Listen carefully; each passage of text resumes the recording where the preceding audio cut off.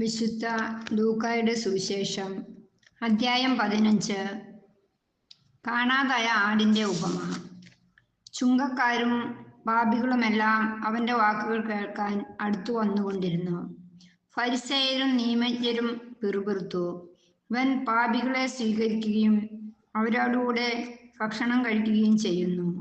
അവൻ അവരോട് ഈ ഉപമ പറഞ്ഞു: നിങ്ങളിൽ ആരാണ് തനിക്ക് 100 ആടുകൾ ഉണ്ടായിരിക്കെ അവയിൽ ഒന്ന് നഷ്ടപ്പെട്ടാൽ 99നെയും മരുഭൂമിയിൽ വിട്ടിട്ട് നഷ്ടപ്പെട്ടതിനെ കണ്ടുകിട്ടുവോളം തേടിപ്പോകാത്തത്? കണ്ടുകിട്ടുമ്പോൾ സന്തോഷിച്ച് അതിനെ തോളിലേറ്റുന്നു.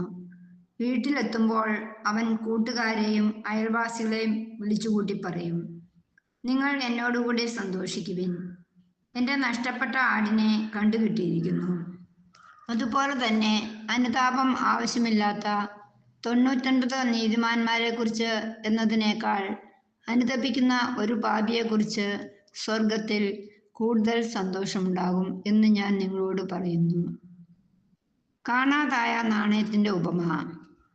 ഏത് സ്ത്രീയാണ് തനിക്ക് 10 നാണയം ഉണ്ടായിരിക്കെ അതിൽ ഒന്ന് നഷ്ടപ്പെട്ടാൽ വിളക്ക് കൊളുത്തി വീടടിച്ചു വാരി അത് കണ്ടുകിട്ടുവോളം ഉത്സാഹത്തോടെ അന്വേഷിക്കാത്തത്? കണ്ടുകിട്ടുമ്പോൾ അവൾ കൂട്ടുകാരെയും അയൽവാസികളെയും വിളിച്ചുകൂട്ടി പറയും: എന്നോടുകൂടെ സന്തോഷിക്കുവിൻ, എൻ്റെ നഷ്ടപ്പെട്ട നാണയം വീണ്ടും കിട്ടിയിരിക്കുന്നു. അതുപോലെ തന്നെ അനുതപിക്കുന്ന ഒരു പാപിയെക്കുറിച്ച് ദൈവത്തിൻ്റെ ദൂതന്മാരുടെ മുമ്പിൽ സന്തോഷമുണ്ടാകും എന്ന് ഞാൻ നിങ്ങളോട് പറയുന്നു. ധൂർത്തപുത്രൻ്റെ ഉപമ. അവൻ പറഞ്ഞു: ഒരു മനുഷ്യന് 2 പുത്രന്മാരുണ്ടായിരുന്നു. ഇളയവൻ പിതാവിനോട് പറഞ്ഞു: പിതാവേ, സ്വത്തിൽ എൻ്റെ ഓഹരി എനിക്ക് തരിക. അവൻ സ്വത്ത് അവർക്കായി ഭാഗിച്ചു. ഏറെ താമസിയാതെ ഇളയ മകൻ എല്ലാം ശേഖരിച്ചുകൊണ്ട് ദൂരദേശത്തേക്ക് പോയി. അവിടെ ധൂർത്തനായി ജീവിച്ച് സ്വത്ത് നശിപ്പിച്ചു കളഞ്ഞു. അവനെല്ലാം ചെലവഴിച്ചു കഴിഞ്ഞപ്പോൾ ആ ദേശത്ത് ഒരു കഠിന ക്ഷാമം ഉണ്ടാവുകയും അവൻ ഞെരുക്കത്തിലാവുകയും ചെയ്തു. അവൻ ആ ദേശത്തെ ഒരു പൗരന്റെ അടുത്ത് അഭയം തേടി. അയാൾ അവനെ പന്നികളെ മേയ്ക്കാൻ വയലിലേക്ക് അയച്ചു. പന്നി തിന്നിരുന്ന തവിടെങ്കിലും കൊണ്ട് വയറു നിറയ്ക്കാൻ അവൻ ആശിച്ചു. പക്ഷേ ആരും അവന് കൊടുത്തില്ല. അപ്പോൾ അവന് സുബോധമുണ്ടായി.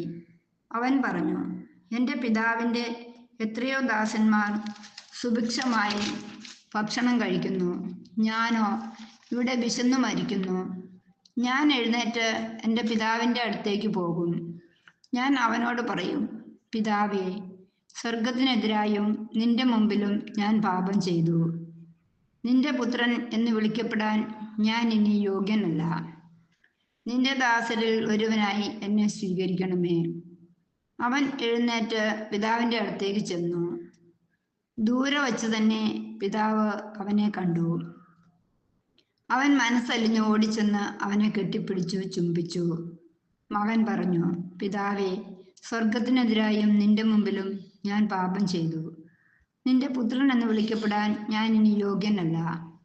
പിതാവാകട്ടെ തൻ്റെ ദാസരോട് പറഞ്ഞു: ഉടനെ മേൽത്തരം വസ്ത്രം കൊണ്ടുവന്ന് ഇവനെ ധരിപ്പിക്കുവിൻ.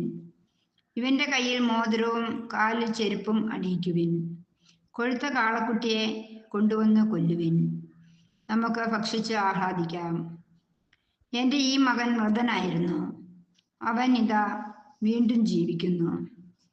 അവൻ നഷ്ടപ്പെട്ടിരുന്നു, ഇപ്പോൾ വീണ്ടും കിട്ടിയിരിക്കുന്നു. അവർ ആഹ്ലാദിക്കാൻ തുടങ്ങി. അവൻ്റെ മൂത്ത മകൻ വയലിലായിരുന്നു. അവൻ തിരിച്ചു വരുമ്പോൾ വീടിനടുത്ത് വെച്ച് സംഗീതത്തിൻ്റെയും നൃത്തത്തിൻ്റെയും ശബ്ദം കേട്ടു. അവനൊരു വേലക്കാരനെ വിളിച്ച് കാര്യം തിരക്കി. വേലക്കാരൻ പറഞ്ഞു: നിന്റെ സഹോദരൻ തിരിച്ചു വന്നിരിക്കുന്നു.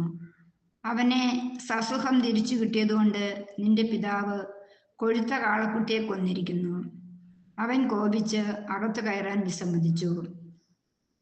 പിതാവ് പുറത്തു വന്ന അവനോട് സ്വാന്തനങ്ങൾ പറഞ്ഞു. എന്നാൽ അവൻ പിതാവിനോട് പറഞ്ഞു: നോക്കൂ, എത്ര വർഷമായി ഞാൻ നിനക്ക് ദാസ്യവേല ചെയ്യുന്നു. ഒരിക്കലും നിന്റെ കൽപ്പന ഞാൻ ലംഘിച്ചിട്ടില്ല. എങ്കിലും എൻ്റെ കൂട്ടുകാരോടൊത്ത് ആഹ്ലാദിക്കാൻ ഒരു ആട്ടിൻകുട്ടിയെ പോലും നീ എനിക്ക് തന്നില്ല. എന്നാൽ വേശ്യകളോട് കൂട്ടുചേർന്ന് നിന്റെ സ്വത്തെല്ലാം ദൂർത്തടിച്ച നിന്റെ ഈ മകൻ തിരിച്ചു വന്നപ്പോൾ അവനു വേണ്ടി നീ കൊഴുത്ത കാളയെ കൊന്നിരിക്കുന്നു. അപ്പോൾ പിതാവ് പറഞ്ഞു, മകനെ, നീ എപ്പോഴും എന്നോട് കൂടെ ഉണ്ടല്ലോ, എനിക്കുള്ളതെല്ലാം നിന്റേതാണ്. ഇപ്പോൾ നമ്മൾ ആനന്ദിക്കുകയും ആഹ്ലാദിക്കുകയും വേണം. എന്തെന്നാൽ നിന്റെ ഈ സഹോദരൻ മൃതനായിരുന്നു, അവൻ ഇപ്പോൾ ജീവിക്കുന്നു, നഷ്ടപ്പെട്ടിരുന്നു, ഇപ്പോൾ കണ്ടുകിട്ടിയിരിക്കുന്നു.